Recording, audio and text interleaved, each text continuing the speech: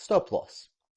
The concept of a stop loss is very similar to a take profit, but it is the other way around. It's the opposite, actually.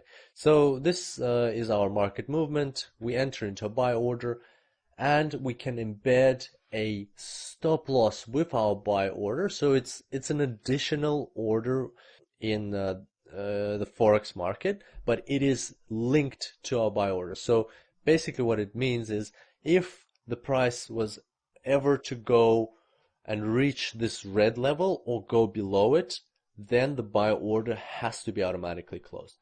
So that kind of saves you the trouble of monitoring the market and always worrying and checking if the price has gone down, because you put this rule into your buy order, and as soon as this condition is met, your buy order will be closed. So this is the market going down against us. So we were thinking it was going to go up, but actually went down. And then bam, price crosses our stop loss and the order gets closed. Of course, this yields a certain loss on our account. So at this stage, you would ask, why is a stop loss good and if it brings losses? Well, let's see what happens to the market further down the track. It goes a bit up, it goes down, it goes up, and then it goes further down. So as you can see, there could have been potentially a much higher loss. Say this one, or even this one. So, or even more than that. And so it's better to control your losses and exit according to your trading strategy, and exit on time rather than overweight and bear a very high loss. So smaller losses are much better than bigger losses, and that's where your stop loss comes into play. It helps you exit the market, because what we're doing in trading is we won't always win in all of our trades. There will be losses. Inevitably, there will be losses on the account. And it's all about managing those losses, managing those risks, and getting out of the market on time. And that's where your stop loss will help you control the losses on your account. It's a very important feature, and I highly recommend to always set a stop loss for any of your orders. Let's look at a stop loss for a sell order.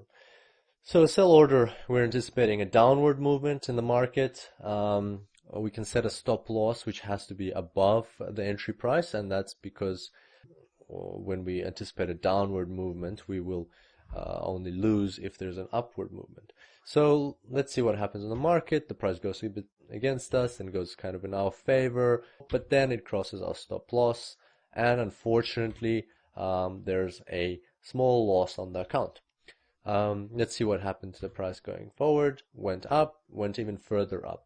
So if not for our stop loss, we could have closed the order there, or we could have even closed it there, and that would have been a much greater loss on the account. So as you can see, stop losses, even though they bring losses to the account, but they are very useful and very helpful in controlling your risks and managing any potential losses on the account.